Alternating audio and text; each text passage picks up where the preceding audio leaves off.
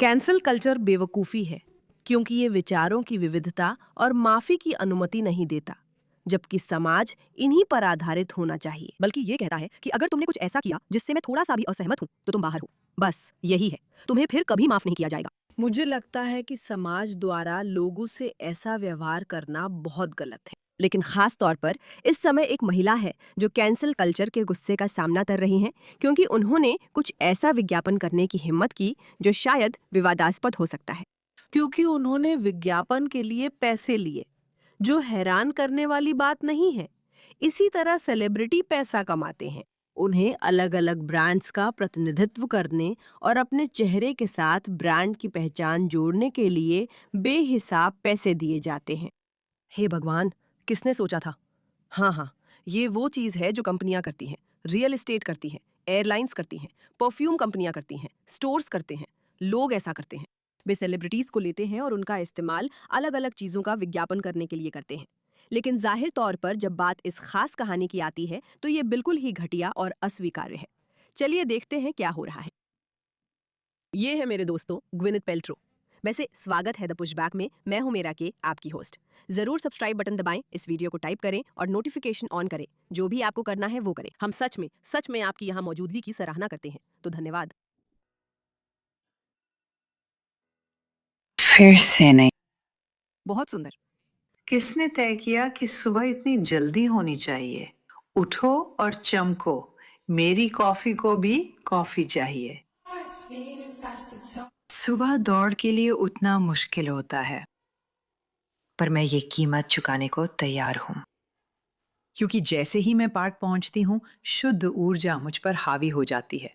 इसे समझाना मुश्किल है। दिल तेज धड़क रहा है, बस यही पता है। अगर मैं पूछूं, सिर्फ ये देखकर बताएं कि ये विज्ञापन कहाँ का लगता है। ज्यादातर लोग कहेंगे ये न्यूयॉर्क जैसा है। शायद वो, मुझे नहीं पता, कोई बहुत ही शानदार जगह है, जैसे सिंगापुर या कुछ और। लेकिन वो जगह बहुत ही परिष्कृत, खूबसूरत, उच्च वर्ग और उच्च गुणवत्ता वाली लगती है। जैसे मैं सोच रही हूँ कि ये बिल्डिंग दुनिया में कहाँ स्थित है। दुनिया की सबसे प्रतिष्ठित इमारतें किसी पार्क के पास ही क्यों होती हैं? इसके पीछे एक वजह है। 51 पार्क, न्यूयॉर्क। ठीक है सेलिया। उत्तर है 51 पार्क। वर्षों से इमारतें बन रही हैं। 51 मंजिले पार्क के बिल्कुल पास, अब बाजार के कोने पर, और 3566 का बांड। 51 पार्क हर्जलिया बाय अवीव मेलिस्ट्रोन। मुझे लगता है कि आप ये पता नहीं लगा पाएंगे कि लोग इस विज्ञापन से क्यों नाराज हैं। मैं शर्त लगाने को तैयार हूँ कि आप इसे समझ नहीं पाए हैं। लोग इस बात से थोड़ा परेशान हैं कि ग्विनेथ पैल्ट्रो ने नरसंहार करने वाले देश इजराइल के लिए किसी भी तरह का समर्थन दिखाने की हिम्मत की है। उसने कैसे हिम्मत की? वो दुष्ट जो सब कुछ नष्ट करना चाहती है। देखो उसे, कितनी भयानक है। अब वो आलोचना का सामना कर रही हैं क्योंकि उन्होंने 51 पार्क के एक विज्ञापन में अभिनय किया है जो हर्जलिया, इजराइल में एक लग्जरी रियल एस्टेट प्रोजेक्ट है। ये शहर तेल अवीव के ठीक उत्तर में है। अब मुझे कहना होगा, मुझे वो विज्ञापन बहुत पसंद है। मुझे वो बहुत अच्छा लगता है। मुझे लगता है कि ये इजराइल को बहुत अच्छे से दिखाता है और उसका वो पक्ष दिखाता है जिसके बारे में लोग आमतौर पर नहीं सोचते। लग्जरी, सुंदरता, उच्च वर्ग, विस्तार, पार्क और इमारतें। और फिर भी ये तथ्य कि उन्होंने हिम्मत की, सच में हिम्मत की, हिम्मत की कि वो उस देश में एक रियल एस्टेट प्रोजेक्ट का हिस्सा बनने के लिए पैसे लें जिसे वो समर्थन करती हैं। जो मैं आप सभी को याद दिला दूं, ये उनका अधिकार है, ये उनका है, उन्हें इसकी अनुमति है। इसमें कोई समस्या नहीं है। उन्हें किसी दूसरे देश का समर्थन करने की अनुमति है, क्योंकि ये एक आजाद देश है दोस्तों। वो जो चाहें कर सकती हैं। ये बात उन नरसंहारी नफरत करने वालों के लिए ज्यादा है। आप समझ रही हैं ना?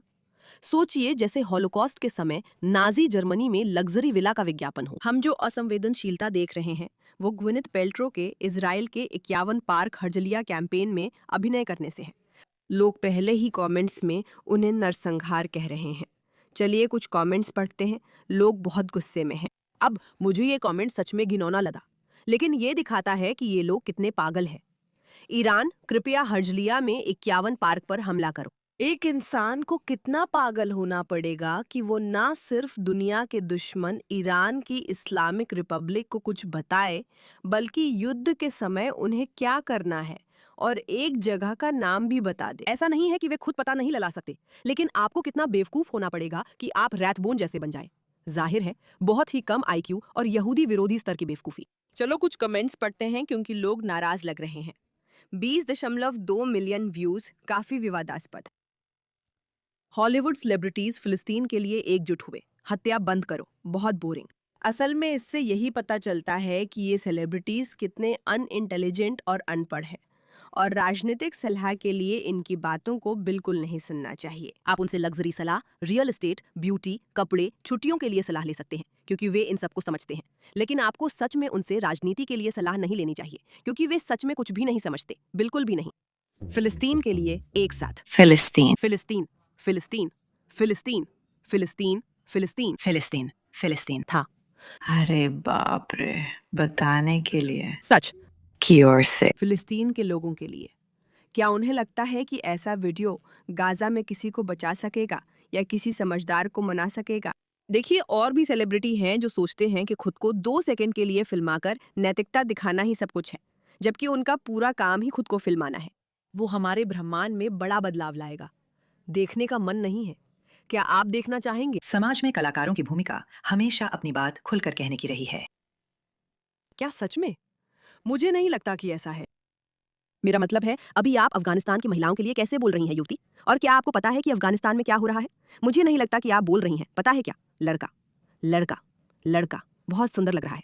इजराइल पूरी तरह से फल फूल रहा है। उस टिप्पणी को पसंद किया, बहुत अच्छा है। हॉलीवुड सेलिब्रिटी दुनिया भर में लग्जरी डेवलपमेंट्स, रिजॉर्ट्स और अरबों डॉलर की परियोजनाओं का प्रचार करते हैं बिना पलक झपकाए। जैसे ही कोई प्रोजेक्ट इजराइल में होता है, वो फ्रंट पेज की नाराजगी बन जाता है। ये मुद्दा ग्विनेथ से ज्यादा लोगों के चयनात्मक मानकों के बारे में है। आप सही है। कसम से, ये नेपो बेबी औरत और वो लग्जरी हाउसिंग डेवलपमेंट जो फिलिस्तीनी खून से बना है, मैं चाहती हूँ कि जल्दी दिवालिया हो जाए, लेकिन मुझे नहीं लगता ऐसा होगा। मुझे लगता है कि वो बहुत पैसा कमाने वाली है, खासकर क्योंकि आपने उसके विज्ञापन को क्या लगभग 20 मिलियन व्यूज दिला दिए हैं। ये काफी अच्छा है। मुझे लगता है वो अच्छा कर रही है। शानदार। हमें इजराइल पसंद है, हमें आप लोग भी पसंद है। प्रवक्ता का दिलचस्प चुनाव है। इस पर प्रतिक्रिया विज्ञापन से भी बड़ी होगी। वो हमेशा हकीकत से दूर रही है। छोटी खबर है, सभी सेलिब्रिटी हकीकत से दूर होते हैं। हॉलीवुड फिलिस्तीन के समर्थन में खड़े होने पर लोगों का करियर ब्लॉक करने में खुश रहता है। हम भी वही कर सकते हैं। अब उसकी कोई भी चीज मत देखो, उन्हें दिखाओ। जायोनिज्म जैसी घातक विचारधारा का प्रचार बिक्री के लिए सही नहीं। हे भगवान, ये थोड़ा दयनीय है, जैसे ये सिर्फ ग्वेनिसाइड की छुट्टियां हैं। मेरा मतलब है, ये वाकई बहुत बेवकूफ़ी है। सच में बहुत बेवकूफ़ी है। वाकई वाकई वाकई वाकई वाकई वाकई वाकई वाकई बेवकूफ़ी है। लेकिन ये तो हम पहले से जानते हैं। कोई भी। मुझे सच में लगता है कि भविष्य में जब हम मुख्य धारा मीडिया की पागलपन भरी ऑनलाइन जंग से बाहर होंगे तो इंटरव्यू लिए जाएंगे। ये ऐसा है जैसे, क्या आप फिलिस्तीन में नरसंहार का समर्थन करते हैं या इजराइल का? जो भी फिलिस्तीन में नरसंहार पर जवाब देगा, उसे तुरंत हटाकर उसकी जगह एआई लेगी। क्योंकि अगर आप असल में हो रही बातों को नहीं समझ सकते तो माफ कीजिए, आप हमारी प्रतिस्पर्धी कंपनी में काम नहीं कर सकते, है ना? कम आईक्यू, बेवकूफी। लेकिन यही उस विवाद की कहानी है जो विज्ञापन से भी बड़ा है। वास्तव में लोग हैरान हैं कि इस महिला ने ऐसी हिम्मत कैसे की, जैसे नाजी जर्मनी में किसी लग्जरी बिल्डिंग का विज्ञापन कर दिया हो।